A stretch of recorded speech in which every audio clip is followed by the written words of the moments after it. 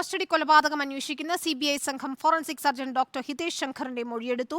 Manjeri medical കോളേജിലെത്തി DYSP Kumar റോണക്കിന്റെ നേതൃത്വത്തിലായിരുന്നു മൊഴിയെടുക്കൽ. അഷ്കർ അലി കരിമ്പ നൽകും വിവരങ്ങൾ. അഷ്കർ, നേരത്തെ കുടുംബം, താമിർ ജിഫ്രിയുടെ കുടുംബം ചില അതൃപ്തി അറിയിച്ചിരുന്നു CBI സംഘത്തെ. ഇപ്പോൾ തുടർന്നുള്ള മൊഴിയെടുക്കൽ ഉൾപ്പെടെയുള്ള നടപടികളിലേക്ക് CBI സംഘം കടന്നിരിക്കുന്നു. ഫോറൻസിക് സർജന്റെ ഡോക്ടർ ഹിതേഷ് ശങ്കറിന്റെ നിർണായകമായ മൊഴിയെടുക്കലാണ് പൂർത്തിയായിരിക്കുന്നത്. എന്തൊക്കെയാണ് വിവരങ്ങൾ?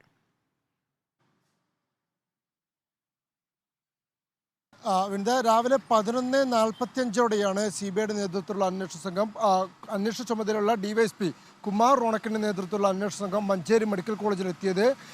ഇതിൽ പോസ്റ്റ്മോർട്ടം നടപടികൾക്ക് നേതൃത്വം നൽകിയ, അല്ലെങ്കിൽ ഈ കേസിലെ തന്നെ ഏറ്റവും നിർണായക തെളിവായി മാറിയ പോസ്റ്റ്മോർട്ടം നടപടികൾക്ക് നേതൃത്വം നൽകിയ പോലീസ് സർജൻ ഡോക്ടർ ഹിതേഷ് ശങ്കറിനെയും അതുപോലെ തന്നെ ഒപ്പമുണ്ടായിരുന്ന മറ്റു ഡോക്ടർമാരുടെയും മൊഴിയെടുക്കലാണ് മഞ്ചേരി മഡിക്കൽ കോളേജിൽ വെച്ച് നടന്നത്. 11:45 മുതൽ ഏകദേശം 3 മണി വരെ 3 മണിക്കൂറിലധികം നീണ്ടുനിന്ന മൊഴിയെടുക്കലാണ് പൂർത്തിയായിരിക്കുന്നത്.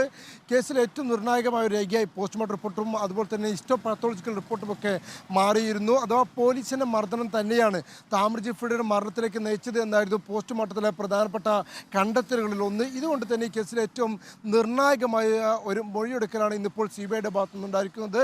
കഴിഞ്ഞ ദിവസം CBI അന്വേഷണ സംഘം കൊല്ലപ്പെട്ട താമിർ ജിഫ്രിയുടെ മാതാവിൻ്റെ മൊഴിയെടുക്കുന്നതിനായി താമിർ ജിഫ്രിയുടെ വീട്ടിലെത്തിയിരുന്നു. ഈ മൊഴിയെടുക്കലിന് ശേഷമാണ് കുടുംബം ഈ CBI അന്വേഷണ സംഘത്തെ അതൃപ്തി അറിയിക്കുകയും ചെയ്തത്.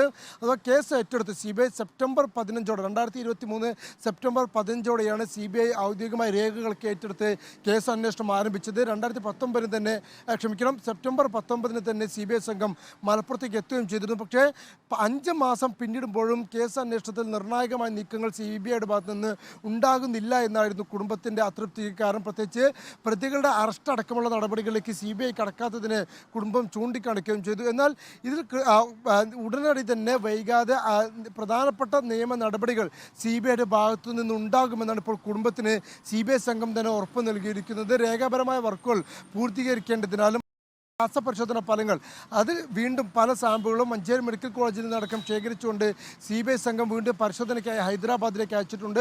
അതിൻ്റെ പരിശോധന ഫലങ്ങളടക്കം എത്തിയ ശേഷം മാത്രമേ ഇത്തരത്തിൽ അറസ്റ്റ് അടക്കമുള്ള നടപടികളിലേക്ക് കടക്കൂ എന്നാണ് CBI കുടുംബത്തിന് വ്യക്തമാക്കുകയും ചെയ്തിരിക്കുന്നത്. എന്തായാലും വൈകാതെ തന്നെ പ്രധാനപ്പെട്ട നടപടികൾ ഉണ്ടാകുമെന്ന് CBI സംഘം കുടുംബത്തിന് ഉറപ്പ് നൽകുകയും ചെയ്തു. വിനിത. അഷ്കർ അലി കരിമ്പയാണ് വിശദമായ വിവരങ്ങൾ നൽകി.